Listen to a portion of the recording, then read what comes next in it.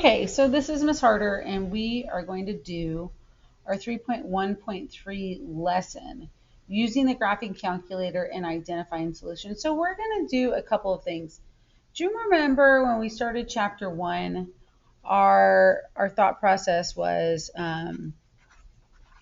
patterns and putting numbers to that? Same thing with this one.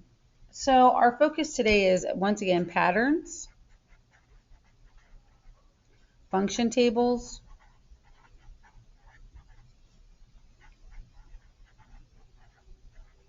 and graphing.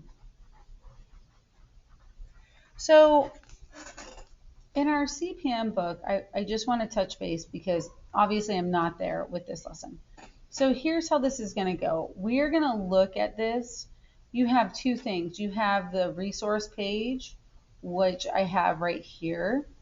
I'd prefer not to use the paper because we can do it on paper.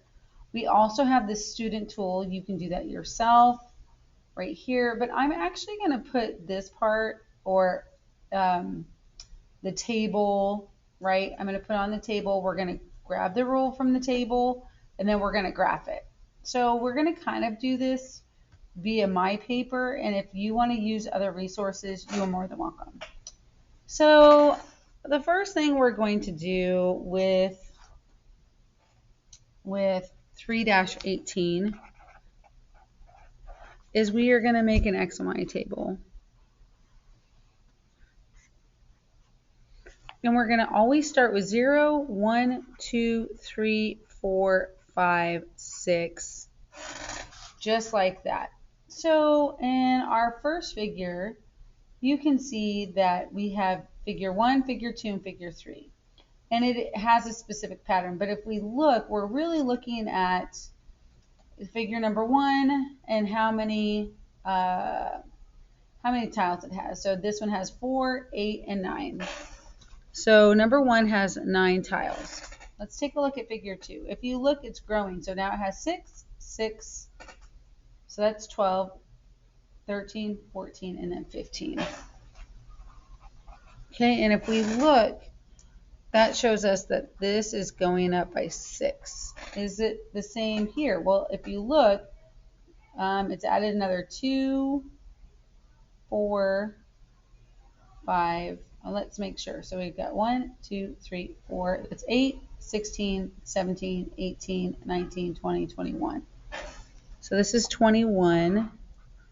So it looks like, yeah, it's going up by 6. If it's going up by 6, then the next set of numbers, this will be 27. This will be 27. 6 plus 7 is 13, 33. All right. Now here's your kicker. Okay, if this is, you can subtract 6 from this 9 to get what the 0 is, and the 0 is going to be 3. And here's why we need this. To make the equation that we're going to need, which is here, the equation, we're going to need the 0, and we need the rate in which it's going, which is also the slope.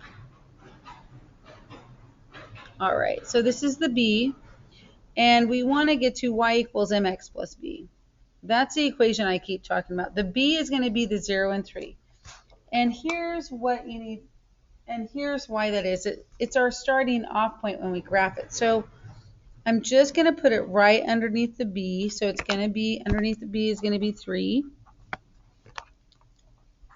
And our slope, our m, is 6. So it's 6x plus 3. Y equals 6x plus 3. And the neat part about that is that when we go to graph it, it's going to be easier to graph. Instead of just doing it like this, I'm going to take this, and I'm going to make, this is all positive right now, so we're just going to do this. So this, cool. And I'm going to start at 0 and 3. 1, 2, 3, and this is my first dot here, and then 1, and then 9, or you can go up 1, 2, 3, 4, 5, 6, and over 1. Okay, and there you go. And then once you graph it at this steep slope, you'll see that's all you have to do. And it should follow, the next one should be right here at 15. You see what I'm saying? So by just putting this, we looked at the pattern. So the first thing that we looked at was a pattern. The second thing was we had the function table. And then we put the equation down. By filling out the function table, we got the b, and then we got the slope, which was the 6, right? So that's how that went. So we got an equation out of that. And then fourth, we were able to graph it. Okay, so let's go to the next one. Let's go to 3-19. So we know what figure 4 and figure 0 was. Okay, we did the table, we got the graph.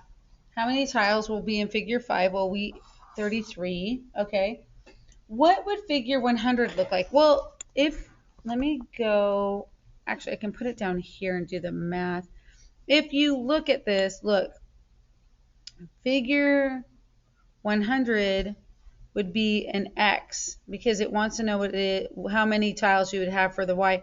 So you would go 6 times 100 plus 3. You would just plug in this 100 over here and watch, you can solve it.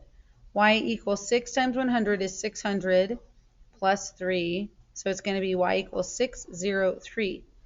And that's your answer. So there'd be 603 tiles for figure 100. All right, let me go to the next one. Let's do 619. All right. So they want you, well, okay. This is 319. Oh, this is so funny. I do this all the time. I do this big thing and then we graph it, and so when you go and you do this, so it's going to be, if we use the information that we had here, it's 0 and 3. So you would put it at 0 and 3, and then 1 and 9, right? Which would be like, what is 1 here? Hold on, right here. So this is the big graphing, right? But we already graphed it. And it's funny because I always do this. I'm like, oh, okay, this will be no problem. And it's really not, excuse me, 2 and 15. It's fun when you sit here and do it, and then it's going to be 3 and 21. And it's just where you add 6 each time. They want you to keep going. Hold on, I'm so sorry. I'm doing too many. So it's 3 and then 21. See? And then it's going to be 4 and 27. Okay. So see how it's making the connection. And then if it's 4 and 27, then it's going to be 6 more. So it's going to be like 33, 5 and 33. Hold on, I need to keep, nope. I need to keep going up in this direction. So it's 5 and about 33. See, and then you have 6 and 39. So it should be like right there. Okay, good. So then you did it. What did you notice? It goes up at a certain rate of 6. And if you look, you can plug it all in here, which is great. Let's go to the next one. What did you notice? The big C's. The pattern has 40. See how it just like really goes through this? So really, that's all that there is. They want to know what the 100th was, and we did it. If you plug all this into the big C's, you'll find that this is this, and then this is not 96, excuse me. Oh my goodness. It's because Harder's hitting the wrong button. And then 15, right? And then 21, and then 27, and then 33, and then I think 5 was or 6 was 39, and then 7 would be 45. All this can be graphed and recorded. Imagine you made up 20 new X and Y pairs. Where do you think the points would lie if you added them to the graph? Well, they would go up. You know that if you added more points, it would just go up your linear equation. But really, that's all this lesson had, was these fun little C's that you did the graph, you made an X and Y table, and you had a focus. So really, that's all you had in this one. Okay, the one thing I do want to talk to you about is when you look at this discrete and continuous graph. So let's just talk about a discrete graph and then continuous. And the nice part about it is that the discrete graph, hold on, let me just get this here. It's just several points, right? It doesn't have a discrete graph.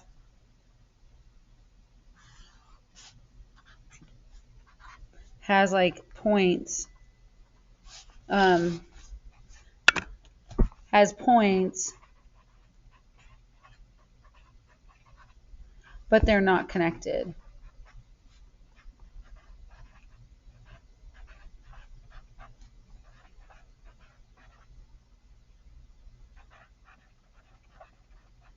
Whereas a continuous graph is just like what we just had, where you have all this stuff attached to it, and you start here, and then you go up 1, 2, 3, 4, 5, 6, and over 1, and it has a line. So it can be any sorts of things, really. It's just a continuous graph that keeps going up and up and up and up and up. And it has, let's make sure we get it right. It's a set of data not confined to separate points. It consists of connected pairs. So a continuous graph has,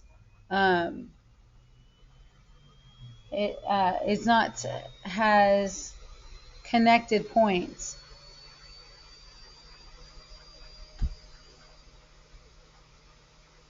With a line going through it.